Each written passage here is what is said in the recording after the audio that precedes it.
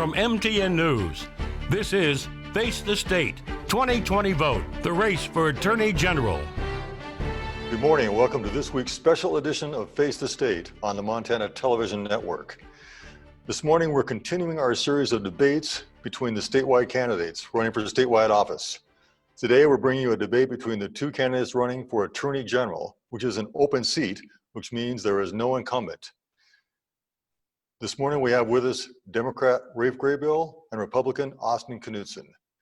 Let's meet the candidates and learn a little bit more about them before we start our debate.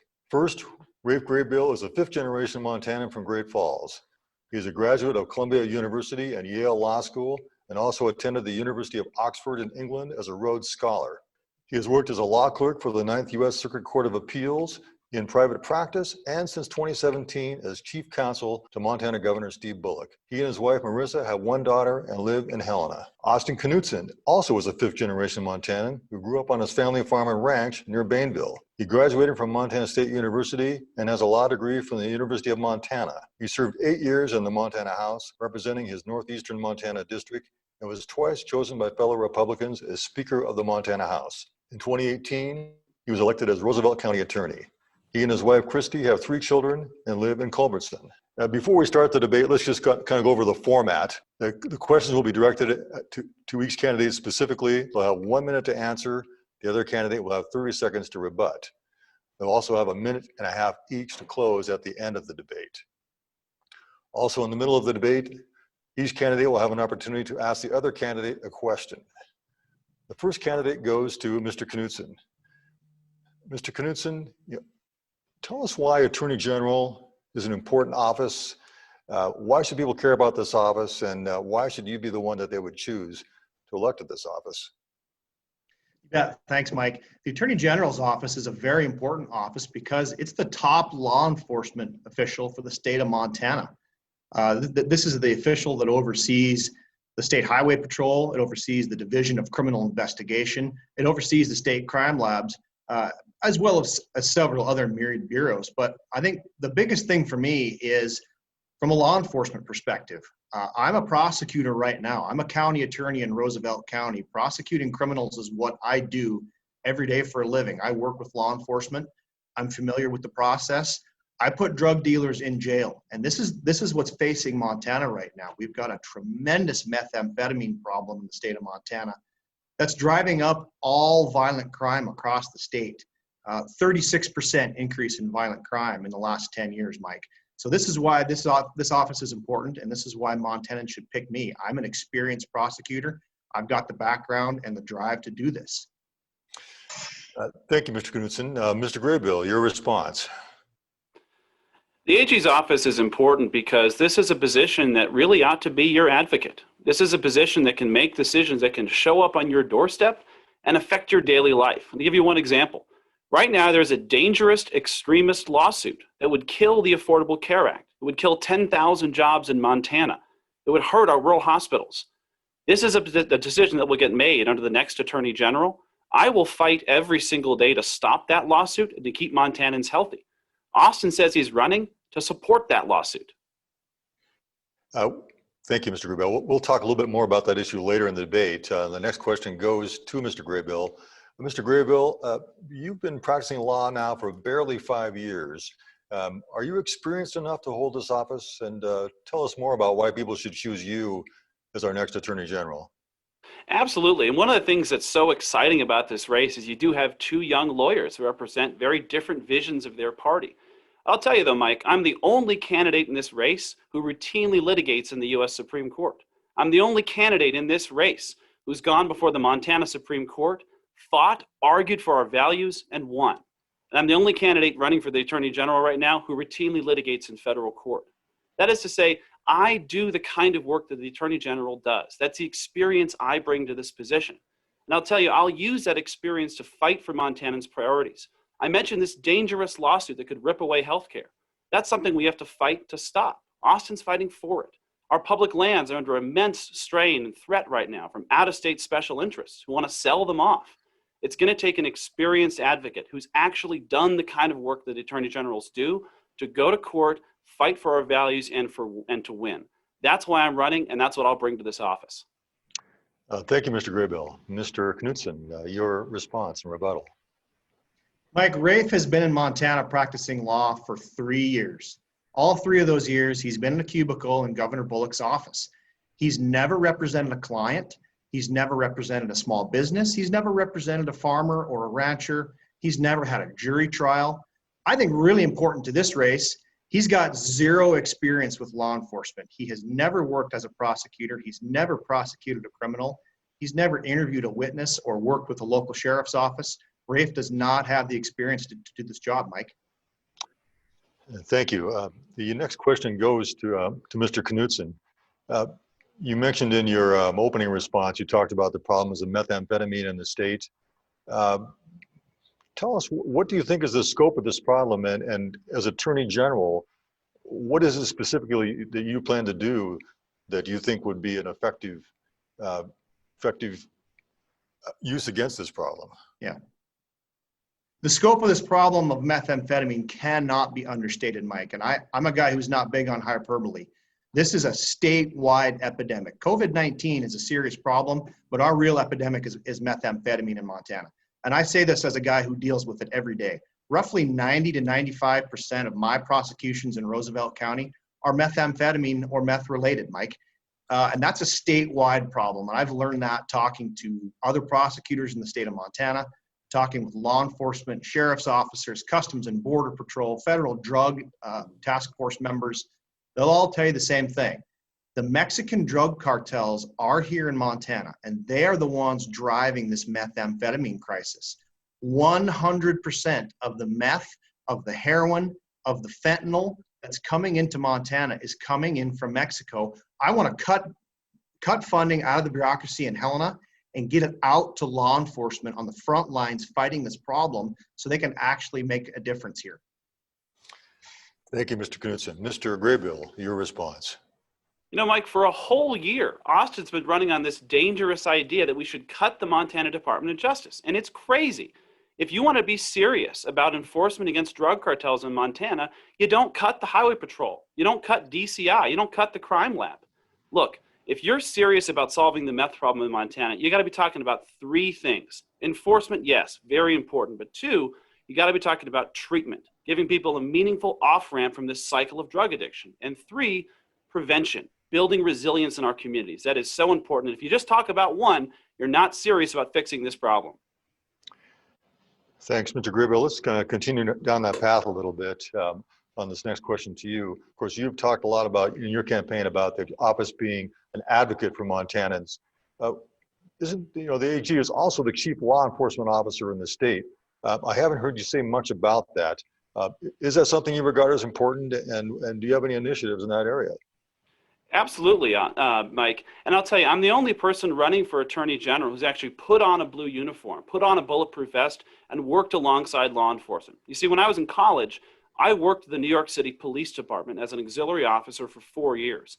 I know the challenges, the sacrifices that our law enforcement officers make, and I will have their backs as Attorney General. That's why I'm proud to be endorsed by law enforcement, by firefighters across Montana, and I will have their back as AG. I think it is so important that we reject this dangerous idea that Austin's pushing to defund the Department of Justice. Now, he says he just wants to take away the increases under Republican Attorney General Tim Fox. Well, I have the receipts. The money that Tim Fox oversaw as an increase went to the crime lab, went to the law enforcement academy, went to fund 5 officers in the Bakken, in Austin's backyard, went to fund the highway patrol and sex crimes prosecutors. I think it would be a disaster for public safety if we cut those services. I will stand by our DOJ and help empower them to ensure real, meaningful public safety in Montana. Thank you, Mr. Graybill. Mr. Knudsen, your response. Mike, I'm absolutely not going to cut the Highway Patrol, Division of Criminal Investigation, or the State Crime Lab as Attorney General. That's just fake news. I've never said that. What I said is I want to cut bureaucracy in the Department of Justice, which there is a ton, and we can talk about that. But we got to come back to some facts here, Mike.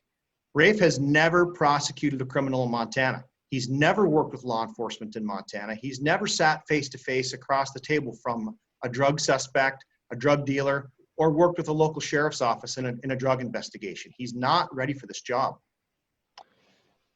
Now we come to the part of our debate where the candidates will question each other one time, And the first question goes from Rafe Graybill to Austin Knudsen. Mr. Graybill, your question. Sure. Austin, you have closed access to a veterans park in your hometown of Culbertson, and you're now suing that same group of veterans to block their access. In sworn court statements, those vets said that in 2016, when you were Speaker of the House, you verbally accosted them. Is that true, or are these vets liars? Well, Mike, if Rafe knew how to check a court filing, he would know that I'm not part of that lawsuit. I'm not a landowner in that lawsuit. I'm certainly aware of it, and I'm certainly aware of what my family's issues are and what's going on in that case. The unfortunate truth of that case is this is a problem that goes back for the last several landowners on our property. We've only owned it since 1991. My grandparents bought it in 1991 when I was 10 years old. The fact of the matter is we have never denied veterans access to that property down there. When they have asked, we have always opened the gate and let them access their property. I'm a proponent of public lands. As a member of the land board, I'm going to support public lands because that's important to Montanans. Montanans like access. They like to be able to get to their public lands to hunt, to fish, to off-road vehicle, to motorbike, to ride horse. These are all things that I do and they're important to me. And this is what I'm going to do as the Attorney General, and I'm going to protect those rights. So, Mr. Graybill, your response to that? I've done my homework, Austin. You're vice president of the trust that's suing these veterans. And these vets have sworn to the court that you verbally accosted them in 2016. And I think it's disgraceful. Look, this park has been around since the 1940s. And the vets used to use it to have Boy Scout jamborees, church gatherings, and to bring American vets coming home from war a place to go and have some peace and serenity. And the fact that you would sue them to block their access and then deny it here in today's debate, I think tells Montanans all they need to know about what you're going to do for public access as Attorney General. We'll probably come back to the subject of public access later in the show. But next we have a question from Mr. Knudsen to Mr. Graybill. Rafe, your entire experience in Montana is acting as Governor Bullock's chief legal counsel. We now know that one of Governor Bullock's former chief advisors was involved in fairly serious sexual harassment allegations, and that has gone on to other positions that he's been moved on to. Did you advise Governor Bullock to cover up the story of the sexual harassment allegations against one of his top staffers? And are you covering up any other allegations that we're going to learn about down the road? Austin, short answer to your question is no. That staff member left the office long before I joined it, but I'll tell you what I have done in Governor Bullock's office. I've taken the federal government to court and I've won. I've sued the IRS and I've won. I've gone to the Supreme Court to fight for our public lands and public access and won. I've stood up to Big Tobacco, the same folks that are financing your campaign, and I've beaten them to fight for our Montana kids and make sure they don't hook a new generation of addicts in our state. I am proud of the work we're doing in the governor's office to fight against the epidemic of COVID-19, to make Montana healthier and safer. I'm proud of my work backing up doctors, nurses, public health officials. We're doing good work to make Montana safe. We're trying to find solutions. And I'm proud of our work in the governor's office. And I think it's exactly that kind of experience, representing the people of Montana in the biggest cases out there, that qualifies me to be Attorney General. Your experience simply doesn't match up. And I recognize that it's inconvenient for your campaign's narrative, but there's simply no question when it comes to doing the kind of work that our Attorney General does and that Montanans should expect and demand from their next AG. Mr. Knudsen, your response, please. Well, Rafe's answer is no, and I guess that makes some sense because in 2015, he was still in law school. But he was certainly Governor Bullock's legal advisor in 2019 when the story came out about these allegations and the cover-up. And Rafe was certainly in the office for the conversations with the Democrat Governors Association and New York Mayor Bill de Blasio's office, where this former Bullock staffer ended up and where this staffer was allowed to fail up instead of being held accountable for his deplorable sexual harassment allegations. Thank you. The next question goes to Mr. Knudsen. You made an allusion earlier on to the land board. Of course, the Attorney General is one of 5 statewide offices that sits on the land board, which determines policy on state school trust lands and other state lands. Mr. Knudsen, I believe, correct me if I'm wrong, but I believe in the past, as a legislator, you have sometimes opposed or spoken against the Habitat Montana program, under which the state acquires private lands and puts it in state ownership and to create more public access. If you're a member of the land board, what's going to be your position on Habitat Montana in terms of whether it should be expanded, or whether we should keep acquiring these lands or not? Mike, the problem I had with the Habitat Montana program is how that money was being spent. I have no problem with the program in and of itself. I think it's been a successful program. As I said before, Montanans value access. They like to be able to hunt. I'm one of them. I'm a lifelong hunter. I'm a lifelong public lands hunter. Since I was 16 years old, I've hunted public lands. The problem I had with the Habitat Montana program specifically in that one instance was that it was being used to buy private ranches in Montana at inflated prices. We knew this was going on. We were looking into it during the legislature, and we had a couple of very egregious instances of it where the state was paying exorbitant high above market prices for private land. I don't have a problem necessarily with the state acquiring access so people can access other state parcels, but when we're using taxpayer money to what looks like give paybacks to Democrat donors and buying land at inflated prices, that's when I have a problem. And yeah, at that point, the legislature stepped up. Thank you. Mr. Graybill, your response. Mike, this is exactly why Montanans are sick of politics. You've got someone like Austin, you're saying he supports Habitat Montana, when in the legislature he voted to gut its funding. Let me tell you about my experience with Habitat Montana. 2 years ago, I worked with a family of Republicans named the Stensons out in Webo. They were victimized by extremist politicians, just like Austin, who tried to kill their good work to give us access to hunt and fish on their land. We went to court, we fought, and we won. And you can expect the same from me as Attorney General, to stand up for Montanans regardless of their party and protect our public access. Thank you. The next question goes to Mr. Graybill. Mr. Graybill, as part of your campaign, you said that you want to make voter registration automatic when someone acquires or renews their driver's license. I'm just wondering, is that really the role of the Attorney General, to be expanding voter registration in that way? Well, it's certainly the job of the AG to make voting easier. And I'll tell you why. The AG oversees the motor vehicle division. So if you go out there, you get a driver's license, right now you have an opportunity to update your voter registration. Well, the problem is that gets typed up into a computer and gets faxed over to a county clerk's office, where the county clerk has to go enter it in by hand. And that introduces errors into the process. Well, as a result, people's names get spelled wrong. You get these big lines on election day. What I've proposed is that the Secretary of State and the AG should actually work together to fix this problem and make voting easier. If you don't want to update your registration, that's fine. You can opt out. But I think it's the duty of every elected official to try to find ways to make government work better for the people that it serves. I think that's so important. I'm proud of my work, working with Geraldine Custer, a Republican in the legislature, to try to get this passed. And that's the experience I bring to this job, putting politics aside, working with Democrats and Republicans to make things work better. Austin's experience is getting overturned by Republicans who think he's just too extreme. Mr. Knudsen, your response. Well, my response is I think Rafe's running for the wrong office. The Secretary of State is the one who administers voting laws in Montana and ensures Montanans have the right to vote and can do so efficiently. I think he should have filed for that office. But let's talk about MVD, because he's right. The Motor Vehicle Division is under the Attorney General's office. As I'm traveling around the state talking to Montanans, they are frustrated with the time it takes them to get their driver's license and the time it takes them to get new titles on their vehicles. We've got to get the bloat out of that Helena office and make that office more efficient, Mike. Thank you. The next question goes to Mr. Knudsen. Mr. Knudsen, you've been an opponent of the Affordable Care Act, also known as Obamacare, and you voted against Medicaid expansion in the legislature, which brought health coverage to about 85,000 low-income Montanans. I believe you said that the Affordable Care Act has caused more harm than good in Montana. I'm just wondering, what harm do you think it's caused? And if you're Attorney General, would you be fighting to abolish this legislation as it's now being questioned in the courts? Well, Mike, I've yet to talk to one person in Montana who has told me that the quality of care has gone up and the cost of their insurance premiums for health insurance have gone down. I think that's proof right there of what the Affordable Care Act has done for Montana.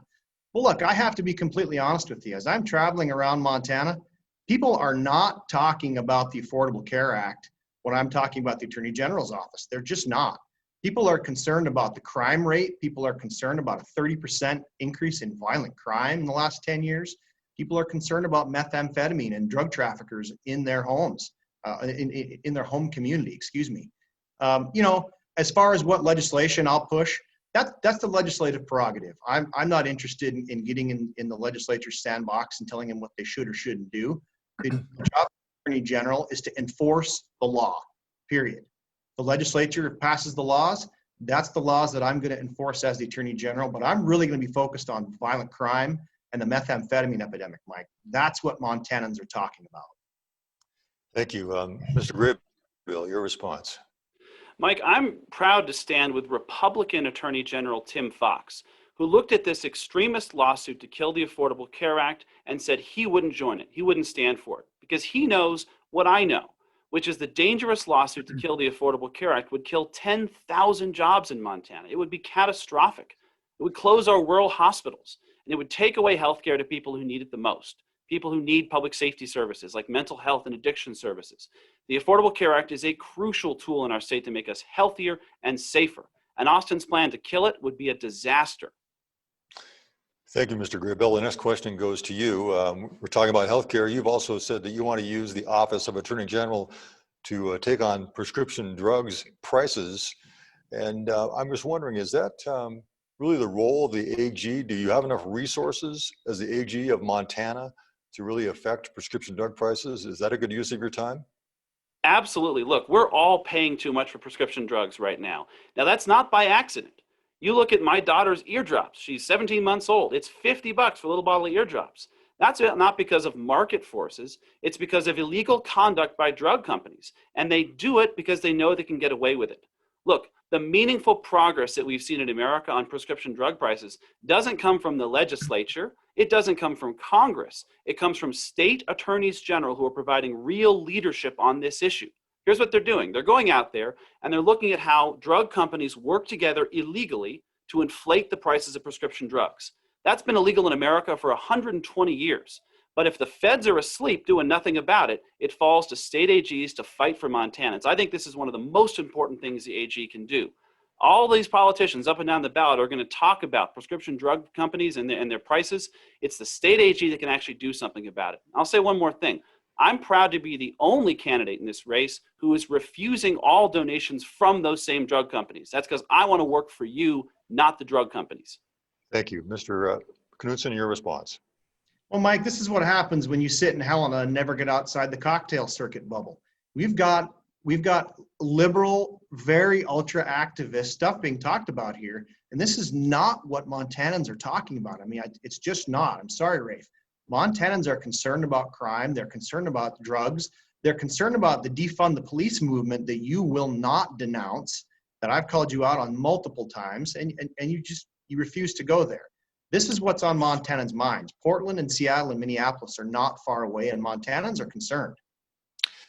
Thank you. This will be our last question. This will go to Mr. Knudsen. Mr. Knudsen, I believe you voted against the law that would crack down on so-called dark money in politics, whereas Mr. Graybill has defended that law. Why is your approach better? Why do you think that was the wrong way to go?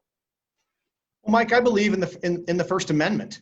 At the end of the day, there were a lot of problems with that legislation that was passed in that session. We've seen a lot of lawsuits come about because of it.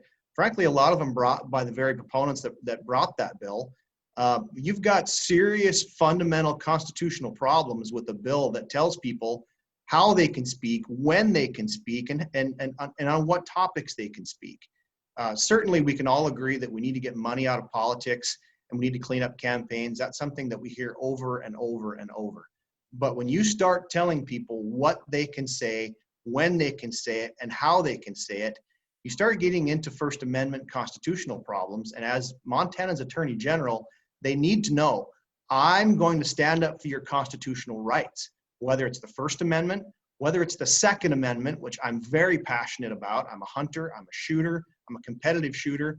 These are the kind of fights that I'm going to pick as your Attorney General, not prescription drug prices and not ultra-liberal activist ideas. Thank you. Mr. Graybill, your response. Well, you heard it, folks. Austin Knudsen thinks that our cutting-edge money laws that stop dark money groups from coming into our state are ultra-liberal activists. Let me tell you about my record on dark money.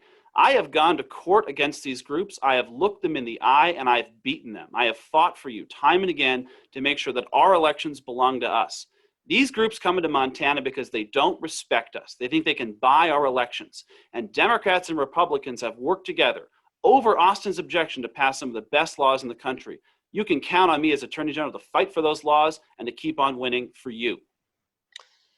Thank you. Now we come to the part of our show where we have closing statements. The first one to give his closing statement will be Mr. Knudsen. Thanks, Mike.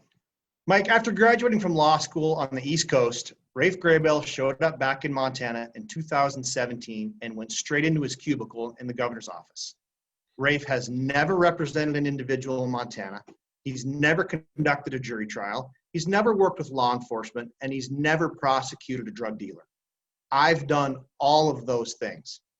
After 10 years in private law practice in Montana, there was a drive-by shooting just outside my kid's school in little rural Culbertson. That's when I knew I had to step up and become a criminal prosecutor to get the crime problem in Montana under control and put these dangerous drug dealers behind bars. This is a problem all across the state of Montana.